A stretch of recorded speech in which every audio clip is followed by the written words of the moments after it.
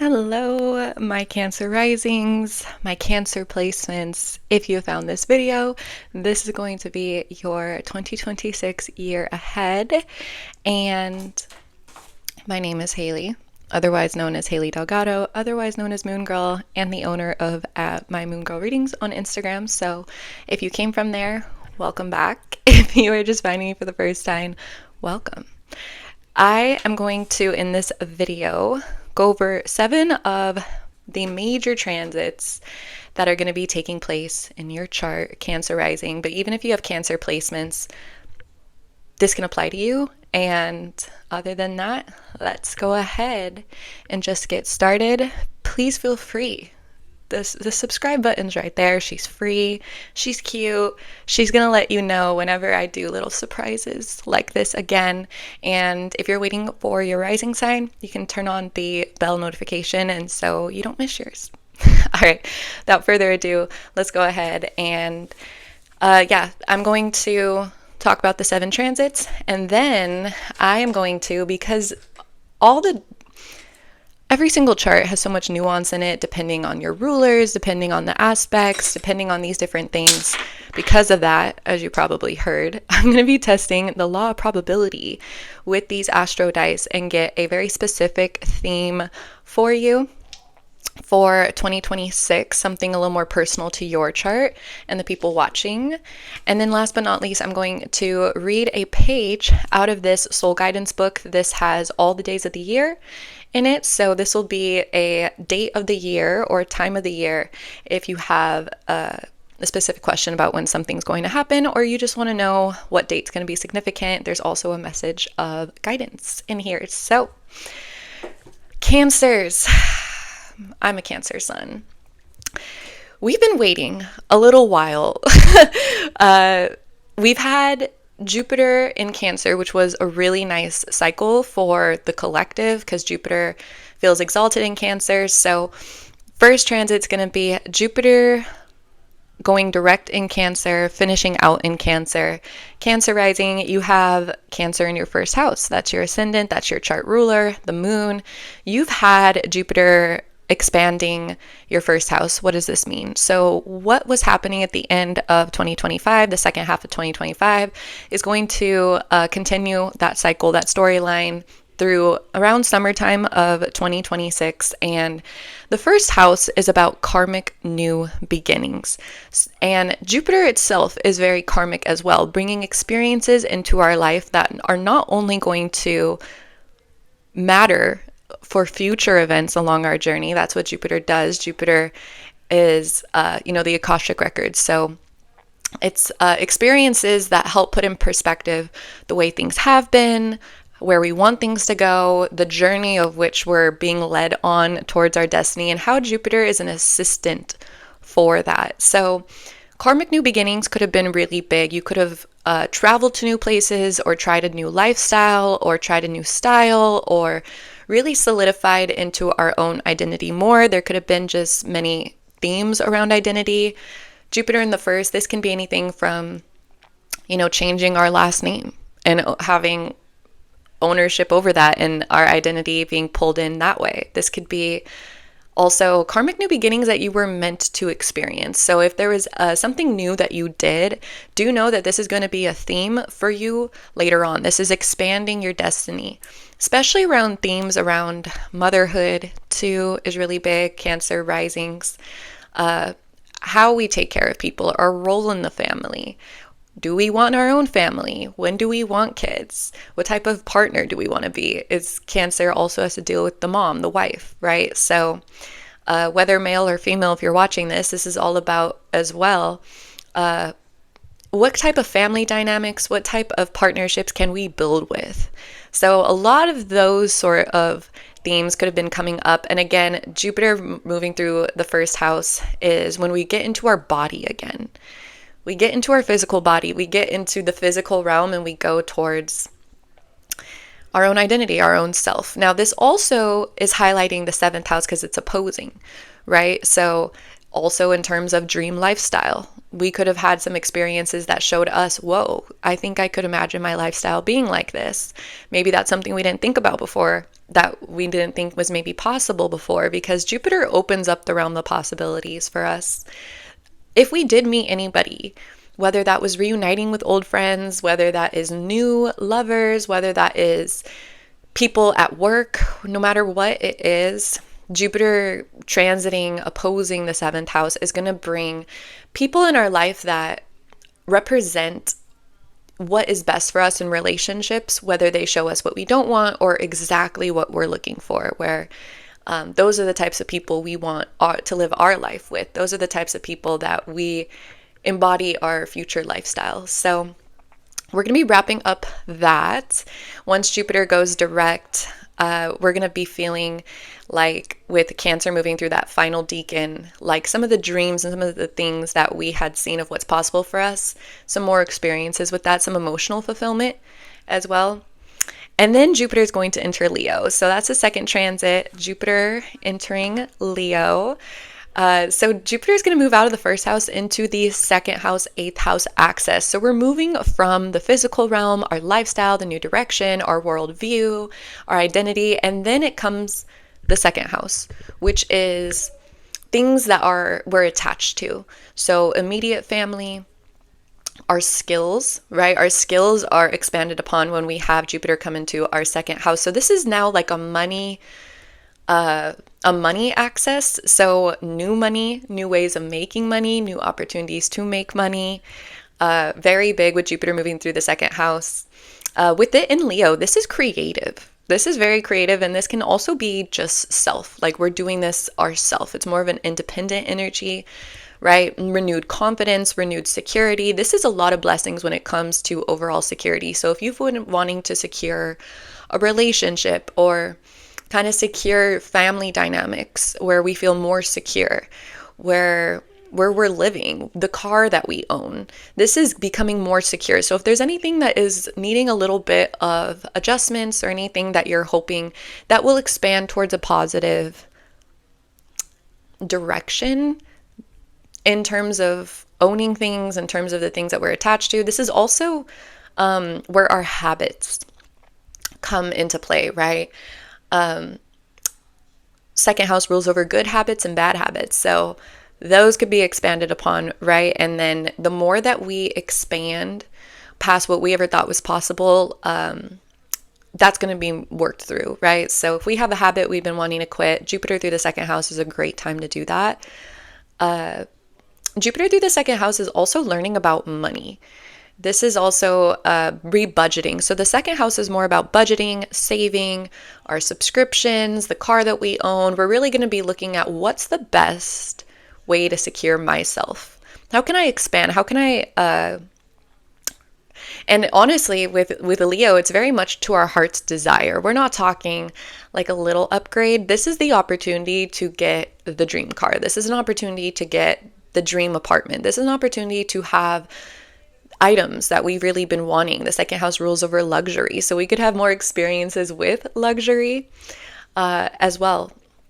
So then it's going to be opposing the eighth house, right? Which the eighth house is money from other resources. So for example, people who get paid by the military, eighth house, scholarships, eighth house, inheritance, eighth house, brand partnerships, eighth house, unemployment, or even anything that is just kind of an assistance to us to make money. Even when we get married, right, we get some assistance there in terms of like dual income.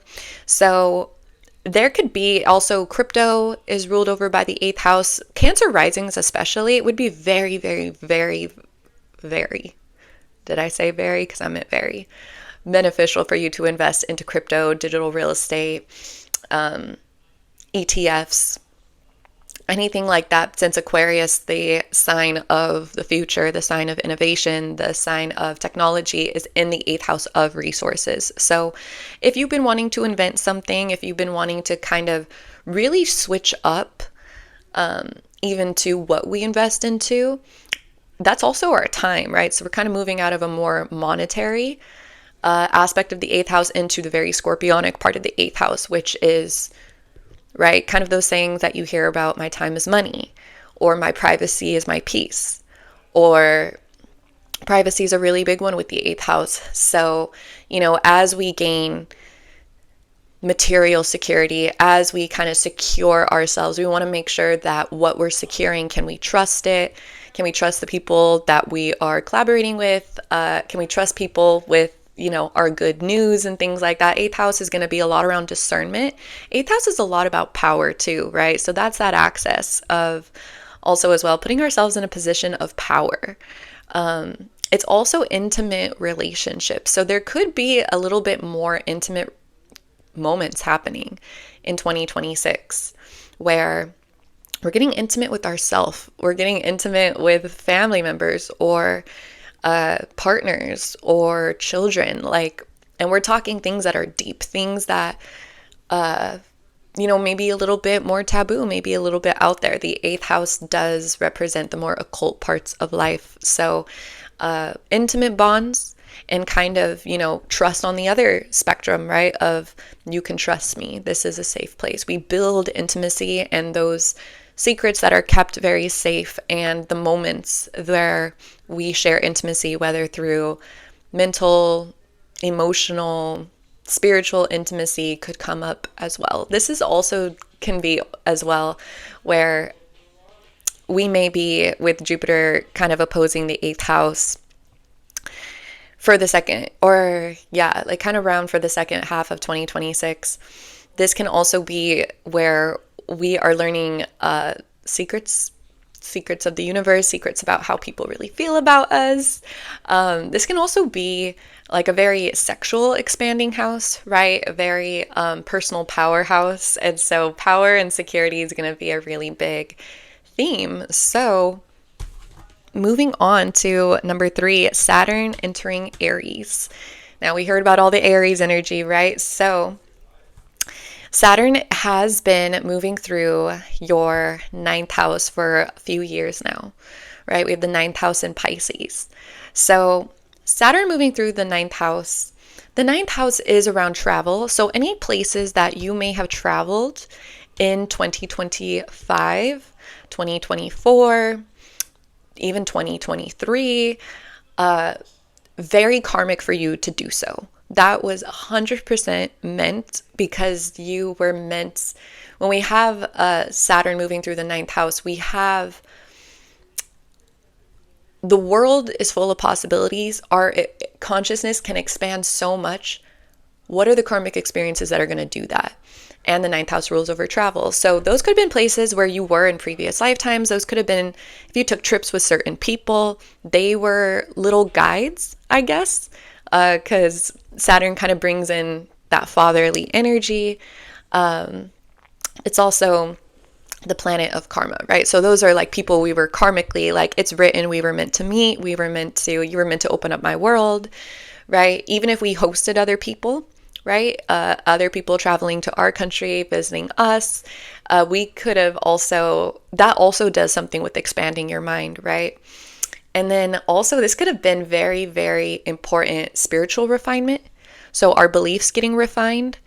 This can also be, with the 9th house energy, where we see through any like spiritual bypassing, we see through like any like toxic positivity or anything like that, like anything where, because the 9th house has this energy of like shooting for the moon, of like expanding past all limitations, Saturn really brings in that refinement of like, all right, but what is going to be our truth and what is not, just personal to us, right?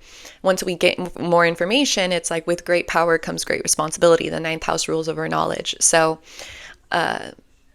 we have that there. And then if you've been going to school, for any of my students, my little students, this could be something too where the work that you have put into your degree, the work that you've put into taking classes or learning something or your certification or anything like that, this is going to be all the hard work that you put in is going to reap fruitful results. And we may be experiencing the next part of the phase after getting the education, where we apply that education. That's part of our legacy. Saturn moving into the 10th house. So as Saturn moves into the 10th house, you guys have your 10th house in Aries. Cancer risings naturally have a very impactful presence in the public, whether it's, you just walking into a supermarket, or you show up to a family gathering or a party or a class. They are noticeable, Cancer risings, not just for being beautiful, right? Because Aries midheavens, that's a very powerful outer persona, very powerful outer image. But this also is the legacy. So we're going to be building our legacy. How exciting. I feel like we solidified our beliefs. We expanded in a lot of ways, and also refined that expansion quite nicely, where we integrated a lot of the knowledge and integrated a lot of the spiritual the spiritual journey that we went on, quite literally. And then I would also pay attention to, I would think back for the last 3-ish years, like, what did I learn? Did I pay for a course? Did I pay for a mentorship that was very karmic for reaching kind of like that higher realm of knowledge, that higher perspective? And it's exciting. So the legacy is being built. We could also at this time have some karmic experiences with career. So if we've been wanting to switch careers, if we just entered a career, we kind of got to lay down the groundwork. That's very Saturn entering the 10th house. If we have been wanting to show up in public in a more powerful way, if we've been wanting to show our more raw, authentic self, Saturn's going to do just that. Saturn and you know what? It's very much that saying of, I don't know if you guys have watched Evan Almighty. It's a movie where Morgan Freeman is God, and he says in the movie, and it has Steve Carell in it, it's pretty funny, but the Steve Carell's wife in the movie is talking to Morgan Freeman, and Morgan Freeman is God, and they're in this diner, and she doesn't know that it's God. And then he says, you think if you pray for strength, God's going to give you strength, or God's going to give you the opportunity to be strong? And then he says, if you want to spend more time with your family, do you think the universe is going to give you more family time, or it's going to give you opportunities to put your family first? And so this reminds me, whenever Saturn moves through a house, I find Saturn is very much that of whatever we've been wanting and desiring with Aries energy. That's like something we really, really desire. That could be a powerful presence. That could be a powerful legacy. That could be a life where we look back, because that's really the midhaven is, if the IC is our final resting place, then the 10th house is that legacy. So when it's our time to go on earth, we look back at that 10th house and we say, and of course I like to imagine that, we, I guess you could say I like to imagine that, if we go to heaven or whatever, we go to the higher realms, as above, so below. If the midhaven's that highest part of our chart, that very top part, I would feel like one of the last things that we look at kind of in our chart or at our life, this blueprint, that's the legacy. And so major legacy being built. Saturn feels good in the 10th house. So this will be the energy of discipline. This will be the energy of implementing structures, finding safety in the structure, finding fruitful results in the structure. Saturn can feel like an everyday thing for the time that it's moving through that house. So little steps every day, that creates the change, that creates the long-term results. So really cool there. Neptune entering Aries, number 4. So Neptune entering Aries. Neptune's going to be moving through the 10th house. Neptune just finished the 9th house. So what a beautifully, crazy spiritual journey, to say the least. And crazy is neutral. Saturn or Neptune can be where it's this extraordinary energy. Whatever house you have Neptune in is the house where you are extraordinary at what you do. So that could have been the side that it's like, wow, this is like the extraordinary area of my life. This is the part of my life that I tend to daydream about during this part of my life. I tend to reflect on it. It's opening me up energetically. I'm learning. Neptune rules over our aura and being able to manipulate energy and, not everything, not being exactly what it appears, right? Behind the scenes is energy. So Neptune moving through the 10th house this is going to be extraordinary experiences for quite a while. Neptune will be in Aries around our career, around our legacy. Anything is possible, right? And I love that I love that Saturn finished up in your guys' ninth house of spirituality, because I feel like it was just this lens of reality of just like, all right, let's refine, and this is my new reality, and it's really solidified. And then you have Saturn entering the 10th house, in the house that it feels really good in, and that's going to kickstart with that Neptune energy of these are the dreams. I feel like this is my biggest desire, my biggest dream. And Saturn says, all right, cool, let's do it. And so I love too the fact that Chiron's moving out of here. We'll get to that, but it seems like we've already done a lot of healing around our career, around the legacy we want to leave behind, around our independence, around owning our power, around maybe even sometimes like a hyper independence, healing hyper independence, or healing, the lone wolf, like I can do this on my own, into a way where we just find balance with it. Like we just refine that energy. This was the training ground for a while with Chiron here. Chiron's the trainer. So really cool stuff.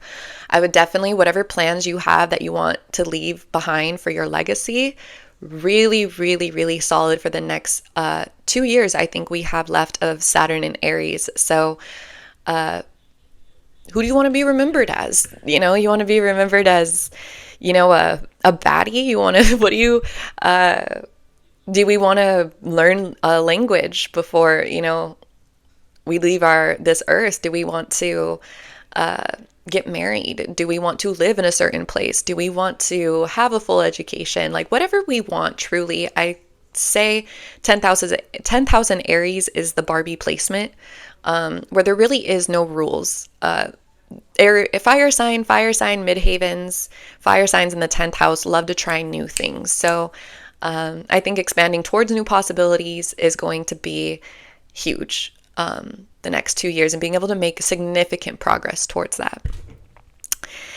And then this also is going to have to do with our home life, right? Our emotional world too, not just the masculine energy stuff of doing and achieving. And it's also going to be highlighting our 4th house, right? So anything is possible in terms of family life. Really refining our own psychological foundation, our own emotional world, and just setting ourselves up to where we're feeling like our root chakra is going to be a big thing too. What else? Yeah, just where we want to live, and what we want our family dynamics to look like, and things like that will be coming up. Any struggles we may be having too with like maybe where we live or our family, or things like that. That'll be something that will be karmically refined and worked through and stretched, and we may be feeling very mature. Like we want to show up more mature in these areas of our life, and take responsibility, and show up in the peaceful way in which we would like, with the Libra energy, things being fair, things being beautiful, things being lighthearted. So a lighter heart emotionally is going to be something that we're going to be dipping into in 2026. Number 5, we have the nodes moving into Leo and Aquarius. I'm very excited for this one. In general, I think this is really one of those transits that's a age of Aquarius transits, just like the Great Conjunction, just like Pluto moving to Aquarius. This is a huge one. So we're going to have this South Node wrapping up in your guys' 3rd house, which the 3rd house is our mind. Now you have the 3rd house Cancer in Virgo. So 3rd house Virgo, incredibly smart, right? Very capable, and I love that word. I love being called capable, because I just have Leo and Capricorn and a lot of signs that would like to be seen as capable, but Virgo is definitely one of them that is very capable, is very practical, is very, level-headed, let's say. And so with the South Node moving through here, if there were any emotional things behind the scenes, or feelings, thoughts of being hypercritical, of, or like constant thoughts, or really the way that we speak to ourselves. We could have been doing a lot of releasing around that. A lot of releasing. It all starts with self, right? And our inner dialogue, and that kind of carries through and affects our outer dialogue, right? And so perhaps too, this is going to be finishing up the first half of 2026, the cycle of releasing a lot of mental things, anything that's been kind of hindering us or has just been like not a nice voice, wrapping that up and just speaking a lot nicer to ourselves, even organizing our thoughts. Virgo's like a supercomputer, so the South Node's all about letting go. This could have also been like past life friends that could have come into the picture, or siblings, kind of working things out with siblings could have also been something with South Node in the third house. And then we're going to have it moving into the second house. So I love this. South Node moving through the second house. Anything that's holding us back in terms of self-worth, anything holding us back in terms of just feeling secure within ourselves, the way we look, our financial situation, our intelligence, all of it, right? Like, just what do we have that's a skill? What do we have that's an asset? What do we have that's a habit? What do we have that we own?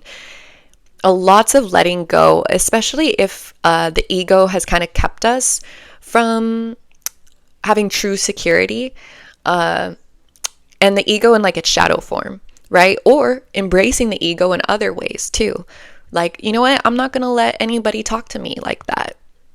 I value myself. I value my time. If that's not something, then that's a bad habit or a person we may have to let go of, right? Or it could even be, you know what? I feel like I really truly deserve this. Maybe I deserve that nice car. Like, maybe in the past I would tell myself like, oh, I got to take care of this person first, or that person, or, anything the ego would kind of tell us as like a defense mechanism, keeping us from what we truly desire and our authentic desires and wants. That's going to be let go of, which is really, really cool. So, and of course, any like spending habits or any saving habits or anything like that, that is kind of emotionally stemmed, that'll be released as well. So, one of the assets is your star power. I think that's really going to be highlighted. And let me tell you, it is extremely beneficial to have Jupiter alongside the house where there's going to be eclipse seasons and things like that, because Jupiter is a benefic, and Jupiter tends to have this very positive energy. And when it's in Leo, it's very much this, I can do anything, right? Jupiter is Zeus. And when you give it that dash of Leo energy, it's just like the sun shines bright. And yeah, it's a great cycle to have alongside there. And then with Jupiter, or we're talking about the South Node. Okay, so your North Node, the North Node in Pisces has been going through your ninth house. So destined encounters with foreigners, destined encounters traveling, destined encounters with different new guides or paths of knowledge or paths of education, or even new experiences. Lots of fated events around there, and perhaps even expanding our mind past, again, what was possible for us. This is, to me, like the wrap up of this energy too. There was a lot of destined events that were meant to wrap up this Neptune and Saturn in Pisces. And then it's going to be moving into the 8th house. North Node in the 8th house. I have this natally. I like to say that this can be a windfall of money in the form of inheritance, in the form of combining finances, perhaps with a partner, perhaps moving in or something like that. Again, military or like third party resources. But this can also be strategic ways of making new income. Or again, this is like points on credit cards. This is, asking for discounts. This is, asking for referrals. This is very strategic, Scorpio. Is there a more strategic way to do this to get my desires? So we have that. This can also be very much with it in Aquarius, getting really intimate with friends. Very, very much meeting people we can be intimate with in terms of some soul family members, like some platonic intimate moments. However, North Node in the eighth house does rule over deeper level soulmates. So this could be something too where sexual encounters, right, could be coming around, or even like deeply emotional encounters could be coming around. This could also be, I forgot to mention with the examples of like money windfall, this could also be what I call spiritual inheritance, where if you have eighth house placements as well, this could be when your spiritual inheritance gets activated too through destiny. And spiritual inheritance is basically, it was always written for you to come into power, to come into fame, to come into money, whatever it may be that you view as power that you've been wanting, that you know that you've been destined to receive. This could be when that comes around, right? So I thought that I would mention that. This could also be occult knowledge, things we wouldn't really like talk about, like exploring our sexual side, exploring our sexuality. This can also be trusting again. This could also be just all forms of intimacy, bearing our soul. Once we get everything that we want, will we accept that level of intimacy into our life? And so the North Node in the eighth house can be around trust, around, again, mental, physical, spiritual, emotional intimacy. So, yeah, if you get obsessive over any sort of subject too, that's very destined. So that could play into what's going to give you power, what's going to be a strategic asset to you. Yeah, and just a focus on privacy too, right? Maybe learning some discernment, boundaries, privacy. Scorpio is very good, Hades, at keeping his underworld, right? That's his territory. Yeah, so, and then number 6, Uranus moving from the 11th to the 12th house. So Uranus is finishing up in Taurus. So there could be some last little hoorahs because Uranus is expect the unexpected. And when it's finishing up in a sign, it's like Uranus upgrades whatever area of life or placement it touches. Very much like when your phone says, would you like to install this update? And sometimes, you know how it just randomly updates for you? Uranus. So, once it gets to that 100%, it's like the full upgrade is there. So there still could be some upgrades financially, some upgrades materially, some, oh my gosh, I did not expect this to happen sort of experiences to be had until Uranus moves into Gemini. Then when Uranus moves into Gemini, this is going to be the beginning of a huge, and I mean huge, like experimentation with your spiritual powers. And as somebody who has a 12th house moon and a conjunct Pluto in Sagittarius, so I'm always growing there, the spiritual gifts coming online are so real, and they are not to be swept under the rug just because it's like a huge umbrella statement, like, all right, like spiritual gifts, what does that mean? Oh boy. I mean, with Gemini, this is an intelligence meets intuition. So I love this. This is very much too with Gemini ruling over, the voice, the hands, its expression. I know Taurus rules over the vocals. I think Gemini rules over the lungs. It's like, I think this is going to be and it makes sense with the 4th house placements of, if there's been like anything subconsciously or emotionally that we're like, ooh, I'm gonna save that for later.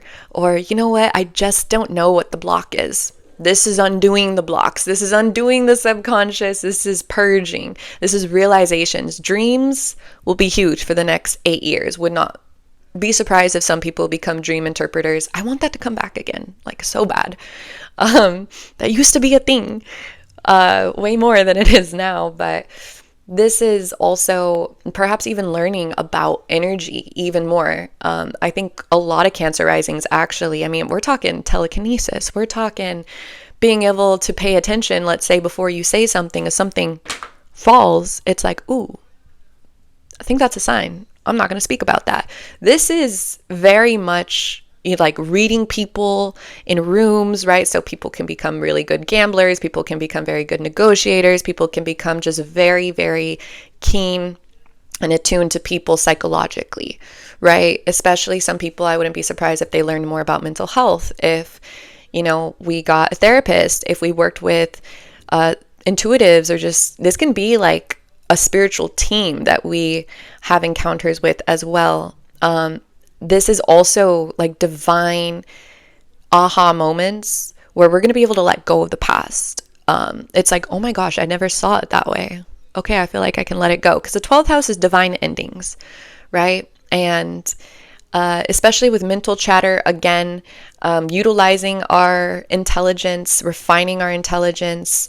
This is like active listening. This is emotional intelligence. This is a bunch of upgrades in that realm. The 12th house is also the house of our desires. So 12th housers are so good at picturing, visualizing, manifesting.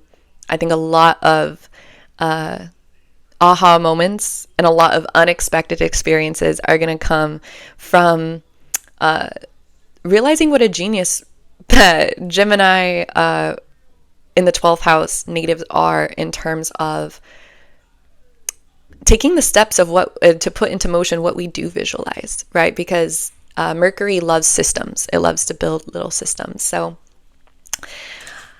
there's that. This could also just be like a need to express that goes very, very deep within us. Like a need to express, a need to, okay, my iPad ran out of storage. So now that we're back, I just wanted to wrap up and say that's Uranus moving through the 12th house. The final transit's going to be Chiron entering the 11th house. So Chiron has been moving through the 10th house. We talked about this a little bit.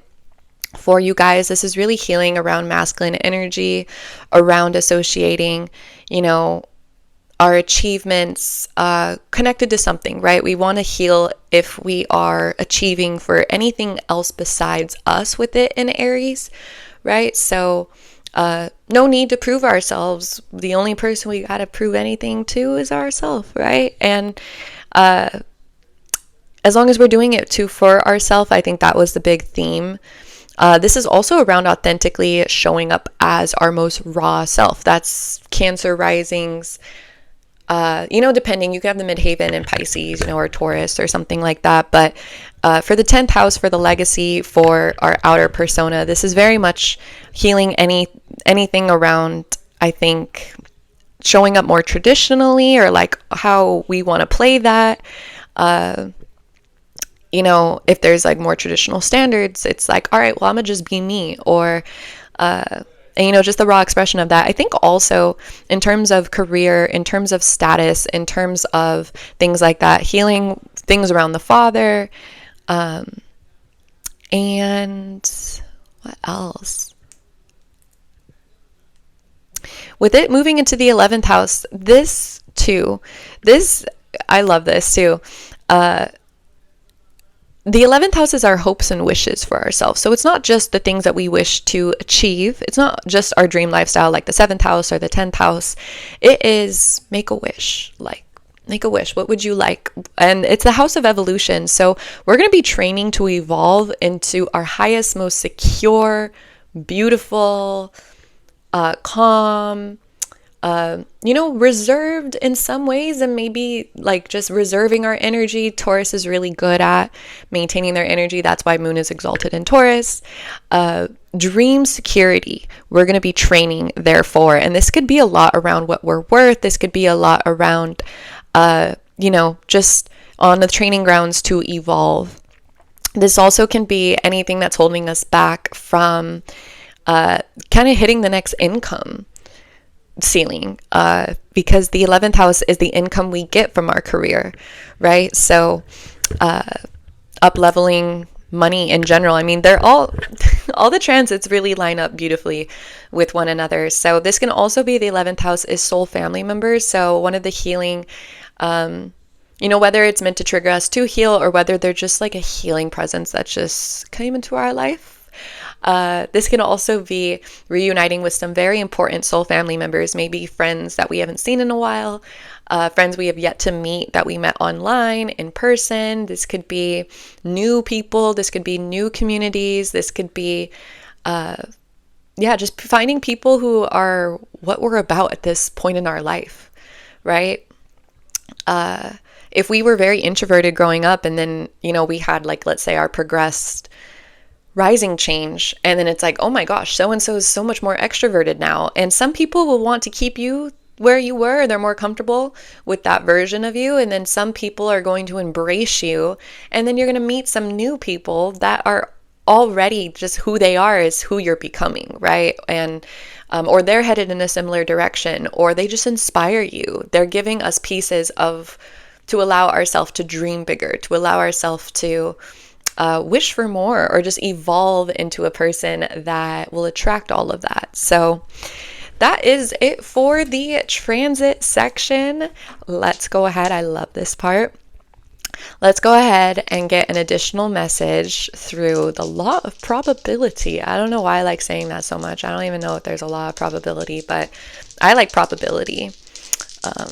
I like statistics. So, oh my gosh, you can't make this up. Taurus. We have Taurus. We have Venus. Ooh. Yes.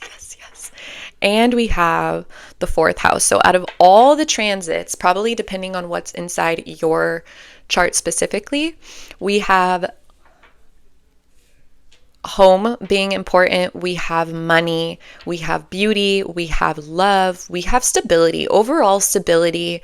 I think this is the year of stability, the year of securing. And with Venus, this is a lot of peace. This is a lot of beauty. This is a lot of sexiness too, like just lighthearted. This year could be a year too where we're experiencing luxury. Like we had talked about, Taurus Venus loves a good buffet, a good massage table, a good, the things that they enjoy, the quality items that they enjoy. And the 4th house, so we could be redecorating our home. We could be revamping our style. We could also be moving to a place that brings us more peace, and family could be something that's just close to our heart this year, and perhaps even love. I have a feeling that love that comes in is going to feel very secure. It's going to teach us about values. It's going to shine a light on our self-worth. It's going to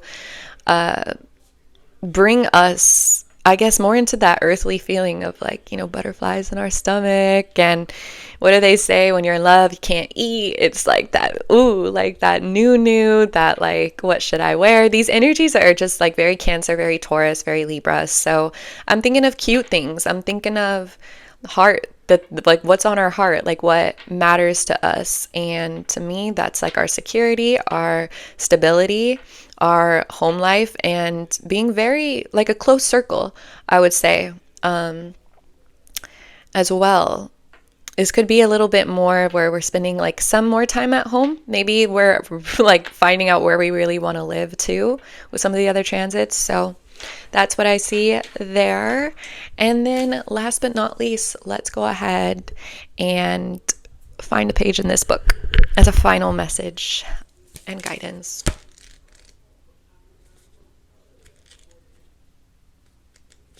Okay. So May 28th, that is the date to look for. How funny, that's right after Taurus season. So I would say Taurus season could be important. I would also say Gemini season, but especially at the end of May. So it says, traditionally, you inherit when someone has died and left the earth plane. You have been focused and diligently clearing ancestral lines and the karma you've encountered on your journey. There are also many positive aspects to your inheritance. What do we talk about? That you have no awareness of yet. Through the paths that your ancestors walked, many positive things were obtained and achieved. You have access to all of those achievements, and encoded, it is in your DNA. You didn't just inherit the negative karma, you inherited the positive karma too. These karmic merits will be unlocking over time as your life unfolds. Remain mindful that your ancestral karma is an extremely advantageous aspect of who you are in this lifetime, Cancer rising. So it's so good. Honor those who came before. It is through them all things are possible, including you. And the affirmation at the bottom says, I receive all the sacred codes in my DNA as they are ready to be released. So this makes a lot more sense too. You're stabilizing your ancestral line. I mean, then I think that's just the tip of the iceberg with the transits that are going to be happening in the fourth house. But we were talking about the inheritance, right? And the second house is going to be, with Jupiter moving through there, is going to be, and especially with Leo, like so talented, like a reawakening or a rediscovery from past lives, or even when you were younger, of your gifts, of your assets. So like that one job that you worked, you know, that one thing, that one subject that you studied in school, that one paper that you wrote, that one sport that you really liked. You know, if we spent a lot of time doing something and we didn't think it was going to come in handy, this is when it's going to come in handy for sure. And yeah, your ancestors got you. Obviously, your ancestors are strong, so they came through at the end. They could be very close to you this year. So that is everything that I do have for you, fellow Cancers, Cancer rising. If you made it to this part, put a little DNA emoji. Shout out to your ancestors. I can't even take myself seriously. Take care. Wishing you a beautiful, beautiful 2026. And other than that, I love you. And I will see you in my next video.